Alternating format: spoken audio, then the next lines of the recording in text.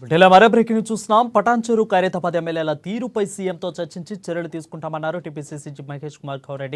ఇక ఈ నేపథ్యంలో పటాన్చెరు పంచాయతీ మీద ప్రత్యేక కమిటీకి ఆదేశించారు మహేష్ కుమార్ గౌడ్.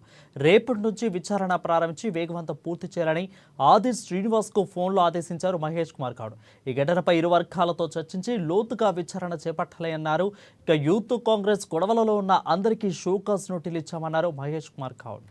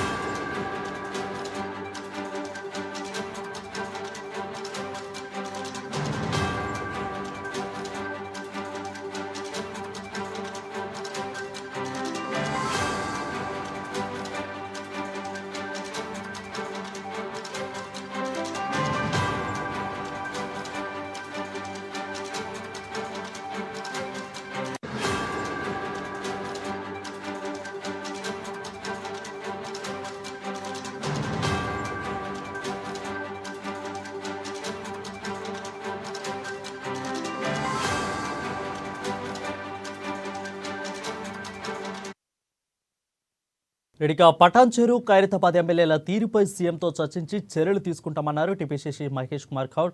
ఇక ఈ నేపథ్యంలో పటాన్చెరు పంచాయతీ మీద ప్రత్యేక కమిటీని కూడా ఆదేశించారు మహేష్ కుమార్ గౌడ్. దీనికి సంబంధించి మరింత సమాచారం మా ప్రతినిధి హరీష్ అందిస్తారు. హరీష్ చెప్పండి.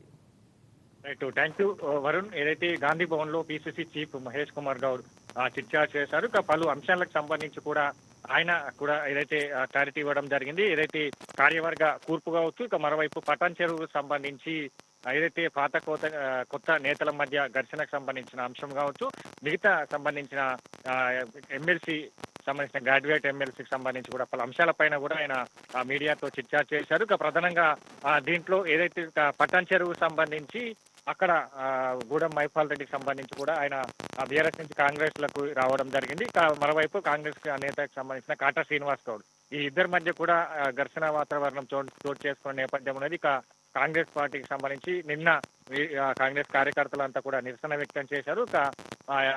గూడెం మైపాల్ రెడ్డికి సంబంధించి ఆయన బీఆర్ఎస్ పార్టీకి సంబంధించిన నేతలు ఎవరైతే బీఆర్ఎస్ నుంచి వచ్చారో వాళ్ళకు సంబంధించిగా పనిచేస్తా ఉన్నాడు, ఒత్తాసు పలుకుతా ఉన్నాడు అని కూడా ప్రధానంగా కాంగ్రెస్ కార్యకర్తలు ఆరోపిస్తూ నిన్న నిరసనలు చేశారు. దానిపైన కూడా పిసిసి చీఫ్ మహేష్ కుమార్ గౌడ్ సంబంధించి నిన్న 2 మెన్ కమిటీని వేయడం జరిగింది. దాంట్లో ఆది శ్రీనివాస్, ప్రభుత్వ విప్పుతో పాటుగా ఎంజీఆర్ వినోద్ రెడ్డికి సంబంధించి ఇద్దరిని 2 మెన్ కమిటీని నియమించింది. ఇక ఈ అంశం పైన పటాన్ చెరువుకు సంబంధించి అక్కడ అంశం పైన పూర్తిగా విచారణ ప్రారంభించాలి.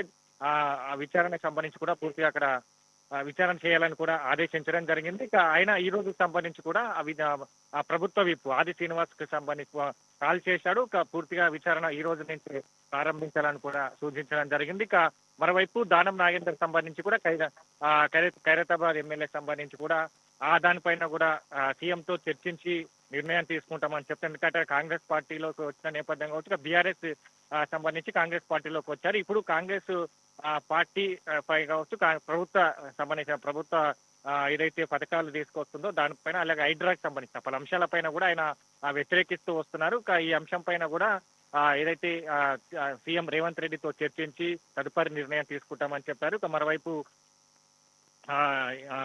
కార్యవర్గం సంబంధించి ఈ కార్యవర్గ కూర్పుకు సంబంధించి కూడా వాయిదా పడుతూ వస్తుంది. ఇప్పటికీ 5 నెలలకు సంబంధించి కూడా పిసిసి చీఫ్ గా ఆయన బాధ్యతలు చేపట్టారు. తర్వాత కార్యవర్గ కూర్పు జరగలేదు. ఇప్పుడు సంబంధించి కూడా ఈ నెల ఆఖరి వరకు కార్యవర్గ కూర్పు ఉంటుందని గతంలో చెప్పారు. ఇప్పుడు అంటే ఈ నెల ఈ 5-6 రోజుల్లో సంబంధించి కూడా కార్యవర్గ కూర్పు ఉండబోతుంది. ఇక దీనికి సంబంధించి కూడా పూర్తిగా కసరత్తు జరుగుతుంది. కూర్పు పైన ఈ 5-6 రోజుల్లో కూడా దాన్ని ప్రకటిస్తామని చెప్పారు. ఇక గ్రాడ్యుయేట్ ఎమ్మెల్సీ సంబంధించి ఇప్పటికీ దీనిపైన కూడా మంత్రులు శ్రీధర్ బాబు, అలాగే పొన్నం ప్రభాకర్, దామోదర్ రాజనరసింహ ముగ్గురు ఏదైతే గ్రాడ్యుయేట్ ఎమ్మెల్సీకి సంబంధించిన అభ్యర్థి ఎవరు అనే దానిపైన కూడా పూర్తిగా స్టడీ చేస్తున్నారు. ఆ రిపోర్టును సంబంధించి కూడా రేపట్లోగా ఏదైతే అభ్యర్థికి సంబంధించిన రిపోర్ట్ వస్తుంది, ఆ రిపోర్టును అధిష్టానానికి పంపుతాం.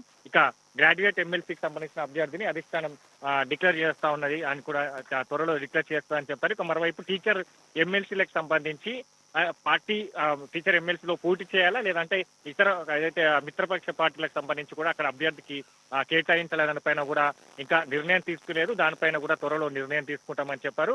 ఇక ఇప్పుడు గ్రామ సభలు జరుగుతూ ఉన్నాయి. కావాల్సి బీఆర్ఎస్ నేతలకు సంబంధించి గ్రామ సభల్లో చిచ్చులు పెడతా ఉన్నారు. ఒకవైపు ఈ కావాల్సి ఈ ఏంటంటే ప్రజలను మభ్య పెడతా ఉన్నారు. దీనిపైన కూడా ఈ గ్రామ సభలకు సంబంధించి కూడా సజావుగా జరుగుతున్నాయి. గ్రామస్తులు హరీష్ అయితే నిన్న జరిగిన గొడవ విషయంలో యూత్ కాంగ్రెస్ గొడవలో ఉన్న అందరికి కూడా షోకాస్ నోటీసులు ఇచ్చినట్లుగా అయితే మహేష్ కుమార్ గౌడ్ చెప్పారు. సో తదుపరి చర్యలు ఏ విధంగా ఉండబోతున్నాయి? గాంధీ భవన్లో ఇలా కొట్టుకోవడం, అదేవిధంగా యూత్ కాంగ్రెస్ నేతలే ప్రత్యేకంగా ఇలా గొడవ పడటం, షోకాస్ నోటీసులు అందజేయడం, దీని మొత్తాన్ని అసలు ఏ విధంగా చూడాలి? ప్రత్యేకంగా తర్వాత చర్యలు ఏ విధంగా ఉండబోతాయి వీళ్ళ మీద?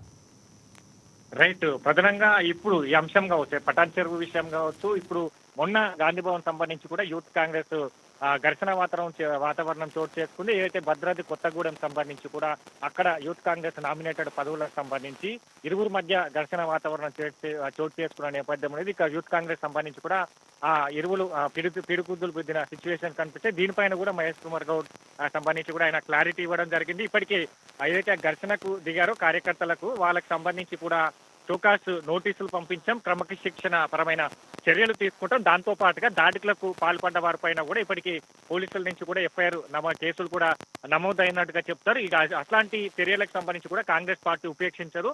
ఎవరు చేసినా కూడా క్రమశిక్షణ చర్యలు ఖచ్చితంగా ఉంటే పార్టీ లైన్ కి కట్టుబడి పనిచేయాలని కూడా సూచించడం జరిగింది. ఇక దాంతో పాటుగా ఇప్పుడు ఏదైతే అధికారులకు సంబంధించి ప్రభుత్వ అధికారులు కొనసాగుతున్నారు, ఇప్పుడు వాళ్ళు స్వేచ్ఛగా పనిచేస్తా ఉన్నారు. ఏదైతే ప్రజాపాలనలో కూడా స్వేచ్ఛాయుత పాలన అధికారులు కూడా స్వేచ్ఛగా పనిచేస్తున్న సిచ్యువేషన్స్ ఉన్నాయి. గత 10 ఏళ్లలో కూడా ఏదైతే గత ప్రభుత్వానికి లోబడి పనిచేశారు, ఇప్పుడు అట్లాంటి లేదు. ప్రజాపాలనలో కూడా అధికారులు కూడా స్వేచ్ఛగా పనిచేసుకున్న రోజులు వచ్చాయని కూడా చెప్పడం జరిగింది. దాంతో పాటుగా ఇప్పుడు గాంధీ భవన్ లో నిర్వహించే మంత్రులతో ముఖాముఖి కార్యక్రమానికి సంబంధించి కూడా ఇతర కారణాల వల్ల కూడా మొన్న అంటే నిర్వహించలేకపోయాం. ఇక మరోవైపు ఆయన ఆస్ట్రేలియా టూర్ కావచ్చు, ఇంకా మిగతా సంబంధించి కూడా మంత్రులకు సంబంధించి కూడా ఇతర కార్యక్రమాలకు సంబంధించి వాళ్ళ బిజీ షెడ్యూల్ వల్ల కూడా నిర్వహించలేదు. వచ్చే బుధవారం సంబంధించి కూడా మరోసారి ఈ మంత్రులతో ముఖాముఖి కార్యక్రమం కూడా ప్రారంభిస్తామని చెప్పారు. ఇక మొత్తంగా ఈ ఏదైతే గ్రాడ్యుయేట్ ఎమ్మెల్సీ కావచ్చు, అధిష్టానానికి సంబంధించిన అభ్యర్థి ఎంపిక సంబంధించి కావచ్చు, ఇక పార్టీలోని అంతర్గత పోరుకు సంబంధించి కూడా దానిపైన కూడా ఇప్పటికీ స్టడీ చేస్తున్నాం. ఆ అంతర్గత పోరులకు సంబంధించి కూడా అక్కడ పార్టీకి సంబంధించిన అందరి నేతలను వాళ్ళకి సంబంధించి కూడా పార్టీ లైన్ కి అనుగుణంగా పనిచేసే విధంగా కూడా వాళ్ళతో చర్చించి నిర్ణయం తీసుకుంటామని చెప్పారు. ముఖ్యంగా దానం నాగేందర్ అంశం సంబంధించి కూడా ఆయన సీఎం రేవంత్ రెడ్డితో చర్చించి తదుపరి కార్యాచరణ తీసుకుంటామని చెప్పారు. Right, thank you Harish for the clear updates.